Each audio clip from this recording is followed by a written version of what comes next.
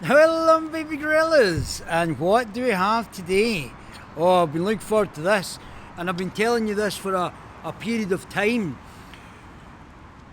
I've not actually seen the statistics just now, but last year, Scotland had the highest number of drug deaths in Europe, in Western Europe. And our population is being decimated by drugs deaths and the involvement in drugs. So many people have been dying. That's not to mention things like drug suicide. People don't realise that a lot of people who may commit suicide might be drug addicts, and they might be on a come down. Rather than actually just riding out the come down, sometimes they can commit suicide. And it's something that's not taken into consideration when looking at probably suicide deaths, as far as I'm aware, which might be also compromised because of drug addiction. But what we've now got, let me just see if I can square this up a bit. What we've now got is two leaders in there. And as I've already told you before, there's been allegations that's coming into the Guerilla TV channel from people in the Scottish Greater Indian, let me just say Greater Indian, Scottish Indian diaspora, that the Sarwars were involved in drug importation. And that's where they got the money from. The police, I don't think, have done anything about this. And these allegations are not against Sarwar Jr., who's the leader in there, but against his family. And the allegations his brother was a coke dealer. And now he's in as the leader of the so-called Labour Party, posh boy that's in charge of the Labour Party, speaking about drugs policy. If that is true, and we have to find out where his family, because he's on TV in his election, his election broadcast, his political broadcast, saying, "Oh, we came here with nothing." So where did you get your money from? Where was the original sums of money coming from? Because there's allegations now that the Sarwars were an importer of heroin, and if they were making junkies and killing people in Scotland, and that's where they got the money from, and that's why he's the head of Labour, then there's some severe questions to be answered. Likewise, Humza bin shagging, Hamas useless, is also potentially been compromised. How long, and why nobody from MSN has actually asked these questions?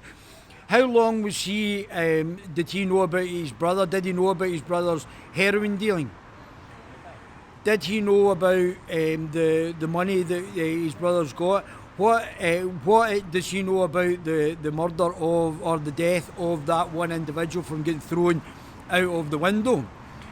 It's very funny that somebody of Palestinian descent is alleged to have thrown people out of windows, or he might have fallen out. Don't want to compromise the trial. But it seems very strange that people just fall out of windows just hours after somebody's charged with the supply of heroin. And how much did Humza know about this? And how much did his wife know as the councillor for Dundee? And then they're coming in here. So that was last year, we saw record highs for drug deaths. And now we're seeing potentially another year this year, and they're in there complaining while their families are allegedly slinging the things that are murdering and killing Scots. Not to mention them potentially killing people in homes, not to mention the side effects from the COVID vaccines and alleged potential clots that has to be looked into in greater depth. But they're not going to do it because they're the ones that have done it. They're the ones that are actually selling drugs. Their families are allegedly the ones that are selling drugs. And yet they're in there saying, "Oh, well, maybe we should liberalise the drug rules.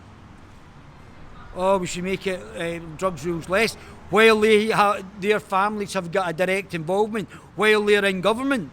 They should be slung. They should have been compromised by the fact of, and had to resign from the fact of that. Now Sarwar's family it's only allegations with Sarwar's family. And again, it's allegations, I guess, with Humza useless. But there's going to be major questions if his family is found guilty of slinging heroin that's killing people, and they're talking about drug policy in there. What's his wife saying? Oh, I know where to get, you shouldn't take drugs, but if you do, you can come round to my brother's and he'll sort you out. If you don't get chucked out the window, allegedly. And where does Sarwar get his money? Why has there not been police investigations?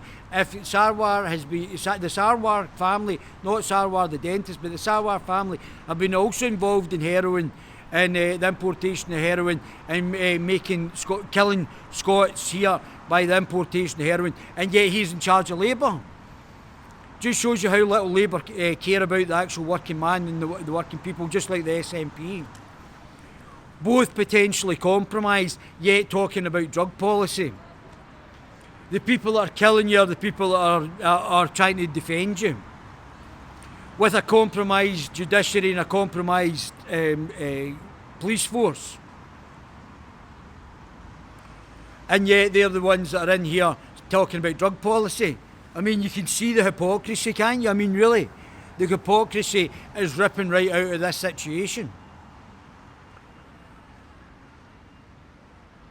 And Hamas Useless is in there. I'll probably be saying, oh, the Muslims didn't kill anybody. And then we've got Sarwar yesterday wishing everybody a happy Ramadan.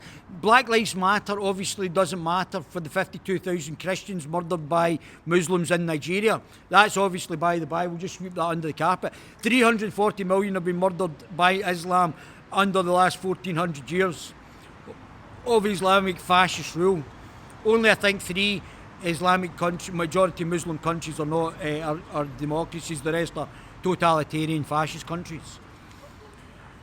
So Islam, by letting both in the SNP and the SNP and the Labour Party, we're both seeing that they're basically quite okay with people having underlying religious fascist ideologies. Don't forget, Islam is a political ideology as well as a religion, so you can't have a phobia against it. It's just a made-up word. It's like having Naziophobia. Oh, I'm a Nazi. Oh, so what about all the Jews that are murdered? Oh, no, you can't be a Naziophobic. It's stupid. You can be anti-Islamic. It's acceptable to be completely anti-Islamic. There's no problem there. You can say the Prophet Muhammad was a child rapist death cult member. It's totally acceptable. You can be totally anti-Islamic. It's not a problem. It's totally permissible here. We're not in a Muslim country here. And it's anti-liberal. It's anti-liberal and it's anti-libertarian. So Islam is a fascistic ideology. So you don't have to compromise with it. You don't have to say, oh, well, and then make up silly backdoor blasphemy laws on it. But more to the point, has the Sarwars and obviously Hamza's wife been murdering Scots by their importation and the selling of drugs to the Scottish populace? Is that what's been happening? Is mainstream media even going to cover these stories, these allegations? Now that they're out in the mainstream, while they're making suggestions about drugs policy, while we've got the highest death rates in Europe this year and last, the people that are slinging it are the people that are allegedly are the people that are making the rules to prevent deaths in Scotland. And they're the ones that are compromising the judiciary and also the police, and who are in charge of it as well. And Nanty from MSM, nothing from the mainstream media. So they're allowing us to be compromised. They're allowing the deaths through the COVID regime as well, and while at the same time covering it up. And yet getting allowed to become the leaders of both the SNP and the SNP and Labour just shows you how compromised both these political entities are. So, I was incensed. I might actually do this again and actually go through what they're actually saying in Parliament to do it again. Where did the Sarwars get the money from? My granddaughter is a mess in the drugs council. I have rehoused her many times. Her last house burnt to the ground. She lied. You didn't hear the rest of that.